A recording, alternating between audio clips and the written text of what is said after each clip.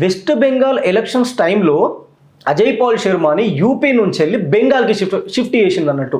ఎందుకు అంటే అక్కడ ఎలక్షన్స్ని పీస్ఫుల్గా రన్ చేద్దామని చెప్పేసి అట్లనే ఆయన రావడం వల్ల కూడా ఎలక్షన్స్ పీస్ఫుల్గా పోయినాయి. వాళ్ళు ఓటింగ్ పర్సంటేజ్ కూడా చాలా వరకు పెరిగింది లాస్ట్ టైంకి ఇప్పుడు కంపేర్ చేసుకుంటే. అయితే ఈయన స్టార్టింగ్లో డెంటల్ సైన్స్ని ప్రిఫర్ చేసుకొని అది కంప్లీట్ చేసుకున్న తర్వాత మళ్ళీ సివిల్స్కి ప్రిపేర్ అయ్యి అప్పుడు ఐపీఎస్గా కొట్టిండు అనమాట. ఐపీఎస్గా తన జర్నీ స్టార్ట్ అయింది 2011లో.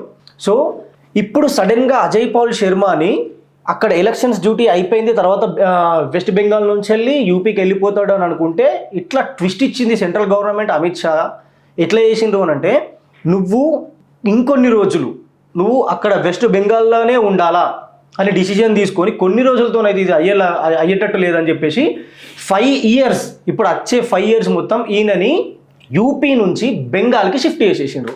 ఈ విషయం విన్న తర్వాత బెంగాల్లో ఉన్న పబ్లిక్కి ఎంత హ్యాపీగా అనిపించిందో అక్కడ ఉన్న గూండాగాళ్ళకి మాత్రం అంత భయం స్టార్ట్ అయిందని చెప్పొచ్చు. ఎట్లా అనంటే, యోగి ఆదిత్యనాథ్ గవర్నమెంట్ రాకన్నా ముందు యూపీలో గ్యాంగ్స్టర్స్ ఉన్నారు, గూండాగిరి నడిచేది, స్మగ్లింగ్ నడిచేది, మొత్తం దందాలు ఆడ నుంచెల్లే నడిచేవి. క్రైమ్ రేట్ అనేది పీక్స్ ఉంటుంది. ఇండియా మొత్తంలో యూపీ అంటే వామ్మో అనే స్టేజ్ నుంచి వెళ్ళి ఇండియాలో యూపీలో ఉన్నంత లా అండ్ ఆర్డర్ కంట్రోల్ ఇంకెక్కడ ఉండదేమో అని అంత రేంజ్కి మారిపోయింది బికాస్ ఆఫ్ అజయ్ పాల్ శర్మ.